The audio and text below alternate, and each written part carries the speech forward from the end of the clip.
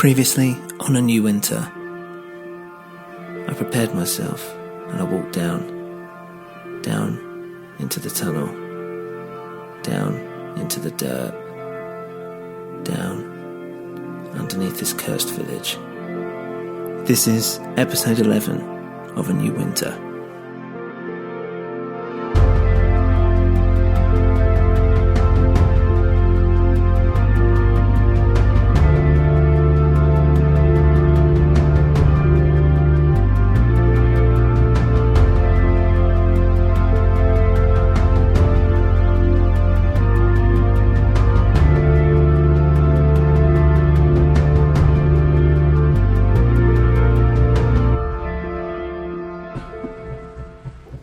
As I began to walk in, the sounds were getting louder.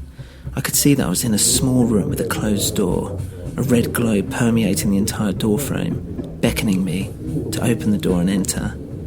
I trembled and listened. There was laughing, giggling. There were sounds which, at some points, didn't even sound human. Riding on top of all this was a slow, jazzy song like something from a speakeasy in Chicago.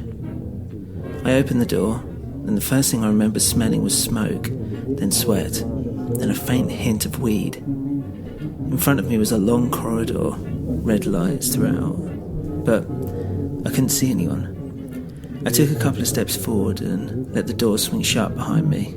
Just then, the door to my immediate right opened, and out came a skinny man with a very thin, swirly moustache. He looked like what today would be called a hipster. He had a waistcoat, dishevelled white shirt, and slick side parting. He looked me up and down and smiled. "Lost?" he asked me, raising an eyebrow. I remembered to keep my cool, not to be intimidated. "I'm just looking around," I said. He looked at the door I just came through and quietly whispered, "I think you should come with me." I made sure my back was straight and I walked confidently behind him. He had a very effeminate walk and constantly kept looking back at me. I had to act tough, like I knew what I was doing, not show any sign of weakness. I mean, that's what Nicholas said. As we walked down, I tried to ignore all the different sounds coming from the different rooms. I kept my eyes forward. We turned a corner, and the skinny man opened the first door on his right. "Here we are," he said, and I walked in. I did not expect to see what I saw at that moment. It was a small room, with a few people inside. The red light made it hard to decipher them properly, or even what colour their clothes were. It was as if everything was drenched in this world of blood. The skinny man walked to the other side of the room, where there was a table full of spirits and other alcoholic beverages. He poured himself a drink, and he handed one to me. "Whiskey?" he said. "This is from the cellars of Mr. Tooley here." He pointed his glass towards what I presumed was Mr. Tooley. Mr. Tooley was a man in his 50s, balding, skinny as the man in front of me, but wearing a bright, sparkly dress, which to me looked red, but at that moment everything looked red. He clearly put some makeup on and his eyes were half closed. He was high by the looks of it. He had a cigarette hanging from one of those long cigarette holders you saw in those classic Hollywood films. "Hello dear, Mr. Tooley, the right tool for every job. Plain, that's what I am, a plain Jane." He smiled and waved his hand, as if dismissing whatever thoughts he just had. "Mr. Tooley?" I gave a slight bow as I said this, and I smiled. It seemed ridiculous, but I thought it was strangely appropriate at the time. "These are my friends. This is Dawn of Cock." He pointed to what seemed like a lady. She was dressed in tight latex over her entire body, an open zip for her mouth and holes for her eyes. Apart from that, she was completely still. She didn't even turn to look at me. Had you told me she was a stuffed mannequin of some sort, I probably would have believed you. "And this is the lion." Tooley turned to his left, and in the corner I saw a huge black beast of a man with a shaved head. He had his back towards me, but it looked like he was, well, masturbating. "Don't mind him," Tooley said. "He'll be finished up soon. And please meet my little one, Sandra." "Sandra," Tooley said, and from behind a small chair popped a little girl in a bright blue dress, or at least what I thought was blue. She looked a little bit like Alice from Alice in Wonderland. I was crushed. She couldn't have been more than, 12 years old? And here she was in this filthy, disgusting environment. Tooley could see me looking at her. Don't try it, he said. The cow will always beat the crow. Milk and the wheat. The mix. He nodded, whatever this nonsense meant. And then he got up and started dancing in his dress. It wasn't much of a dance, more hopping from just one foot to another, happy and giddy. The skinny man started giggling in a very high-pitched, effeminate tone. And then all of a sudden, the door burst open. A huge middle-aged man with a big beard came through. He was drunk and angry. I could tell immediately. He pushed me out of the way, and he had this white t-shirt on and jeans. Tooley, you fucking bastard, where is she? Where is she? But Tooley just kept dancing. A ring around the roses, he began singing, his eyes rolling around his head. The huge drunk man started slapping himself in the face, getting himself riled up. Kept sniffing like he was trying to lodge something loose in his nose.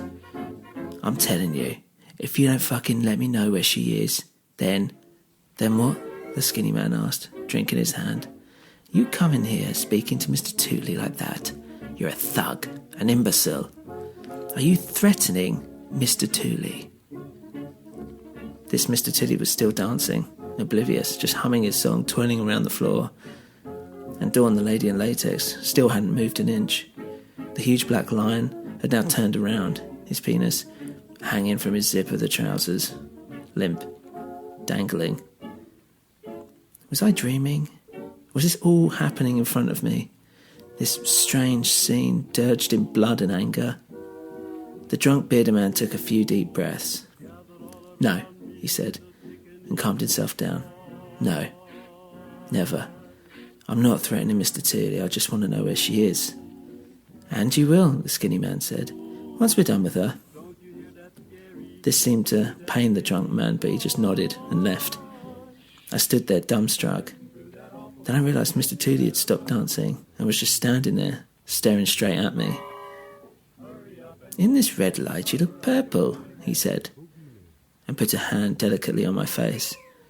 It sent shivers down my spine. Where did you come from? You look familiar. The skinny man piped up. The used entrance, he said, swirling his drink. The back door, huh? Mr. Tooley said with a smile. You want to be used then, do you? I did not like how that sounded. I stammered something, but Mr. Tooley was just laughing. Ha! A volunteer of the used. Well, we haven't had one of those in a while. And such a pretty one. I saw in the background Dawn, the latex lady, slowly turn her head and look at me. Lion? Mr. Tooley said, and sure enough the huge black man turned around and came towards us. Give this beautiful creature a room. 7D, I think. And I want him unconscious. No, wait, I pleaded, but it was too late. I felt a thud at the back of my head, and then I must have passed out. As I woke, the first thing I remember was that I felt like I was going to be sick, and then I realised why. There was something in my mouth, a ball of some sort. And then I realised I was bent over something, and when I tried to stand up, I found I'd been tied up. The next thing I realised is that I'd been stripped completely naked. And I noticed this red glow in my eyes. And then I realised I wasn't in the dark. I was blindfolded. I was scared to death. I was here, naked, tied up, bent over a table, blindfolded and gagged. And that could only mean one thing, and I did not like it. I tried pulling at the constraints, but they seemed to be chained to the wall or something. They didn't budge an inch. I tried lifting my legs. Again, I couldn't move them. I rubbed my face against the table just to try and remove the blindfold, but that wasn't working either. I'm fucked, I thought. Maybe they'd already had their way. No, I'd be able to tell, surely. I didn't want to think about that. I needed to escape. I needed to get out of there. Screw the German. Screw it all. I want to go home. How the hell had I got myself here anyway? Had this all been a trap? I hadn't even been there for 10 minutes and I'd been caught already. Just then, I could hear a door open. And at that moment, I knew I was going to be in for a fate worse than death.